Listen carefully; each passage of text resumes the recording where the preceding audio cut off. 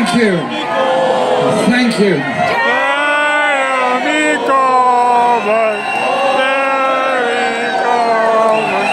Thank you. Thank you so much, every single person that's here today. Thank you, everyone that's come here today to bear witness of our support for the Palestinian people and our horror of what has gone on overnight. I just had a phone call and a message a moment ago from Dr. Mustafa Barghouti in Palestine. He's spoken many times at our rallies and often travelled to Britain to campaign for the Palestinian people.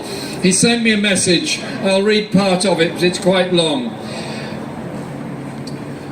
Dear friends and comrades, we thank you for your solidarity and for supporting the truth and justice. We need you to stand up to your government and to the USA government and tell them enough is enough.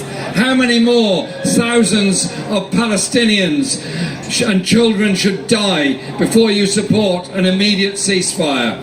Every minute that passes without a ceasefire means the death of a child or a woman or a man, destruction of a house, and a death of a Palestinian child in an incubator without electricity. We will never give up our struggle for freedom and dignity and for free Palestine. With your solidarity, we will overcome. And the day will come when you will tell your grandchildren that you were part of the noble struggle for a free Palestine. And that's from the wonderful Dr. Mustafa Barghouti, who is at the moment, I think, in Ramallah or in Gaza. I'm not absolutely sure. Last night, Gaza was plunged into darkness. Last night, Gaza was plunged into isolation as the internet connections and everything else were closed down. You might think about our relying on people who we don't know and have no control over, denying us all the methods of communication. There's some important lessons here. People in darkness last night, in rubble, in destroyed buildings, waiting and waiting for a bomb to fall. The last moments of life that children will have experienced will have been hunger, thirst, fear, and finally a bomb through their home, and that's the end of their life. 8,000 people have died in Gaza. What happened in the Negev was wrong. What's happening now is totally wrong under any circumstances whatsoever. There's nothing about humanity or humanitarianism in what is going on at the moment in Gaza, and also in the West Bank, and also the fear that so many Palestinians living in refugee camps have as well. What we're witnessing is the destruction of life, of culture, of art, the artist that will never paint again, the teacher that will never paint again, the baker that will never bake again, the taxi driver that will never drive again. All people being bombed by 21st century weapons into a nation under siege, in poverty, in reliance on the UN for all the basics of life. This is abominable beyond belief. We're here today in Parliament Square, as are thousands of people all around the world, sadly bearing witness to this on television. The world's nations voted at the UN last night in the General Assembly of the United Nations by an overwhelming majority to demand a ceasefire. It's not much to ask a ceasefire when children are being killed by weapons coming through the roofs of their homes. And to their eternal shame, and it is an eternal shame, the British government abstained on that vote. The United States voted against, and James Cleverly on television this morning claimed that our duty was to stand in solidarity with Israel's defence. I ask myself, what is defensive about bombing a school or telling a hospital team leave the building because we're going to bomb it when it's already overfull with desperate people? We're witnessing the destruction of life. We're witnessing the end game of the arms industry that supplies all these weapons that kill all these people. We're seeing the end game of political convenience and triangulation that cares more about what this person thinks to that person, to this industry, to that industry, to that interest group, to the other interest group. What about the people that are dying? What about the lack of human rights? What about the occupation of the West Bank? What about the refugees that are all around the world?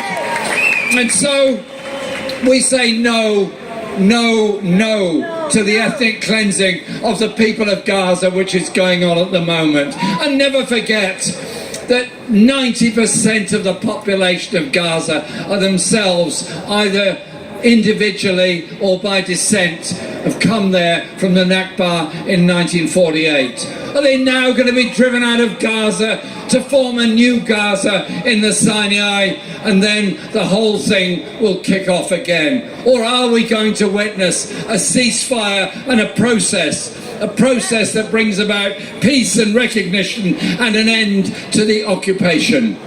I have visited all parts of the region many, many times, and I've met wonderful people there, and I've been in touch with them by the phone and so on over the last few days. Their stories are heartbreaking. The artwork that people are sending me over the phone is devastating. When you see all their painting and all their drawing is just about the destruction they're witnessing. It's their form of therapy to try and get through. One place I loved visiting in Gaza was a place called the Beach Primary School. It's right up the top end of the Gaza Strip, the north end of the Gaza Strip. You go onto the roof of the school and you can see the fence around Gaza. You can see the lights of Ashkelon to the north, and you can see Israeli soldiers just over the border in Israel. And this school is beautifully run by a very, very dedicated, wonderful group of teachers and supporters through the United Nations Relief and Works Agency. Beautifully kept, beautifully run, and the children full of enthusiasm and hope and singing and dancing and sport and literature and poetry and art and everything else, enthusiastically showing me their paintings and reciting in Arabic, translated for me, the poems they'd written. I fear that school is now once more a pile of rubble, like so much of the rest of Gaza is. That is what they're doing. They're destroying life itself in Gaza. Like all of you, I feel very angry and I feel very frustrated. I want to live in a world that's free from racism of all sorts. Islamophobia, anti-black racism, anti-Semitism, any form of racism is unacceptable in any way. And I want to live in a world of peace. I want to live in a world where we respect each other, where we don't think security is the ability to kill our neighbour, where we think security is the ability to support our neighbour, to feed our neighbour, to help our neighbour, to respect our neighbour. That is what we want. And so it's that sense of powerlessness that's brought us all here today.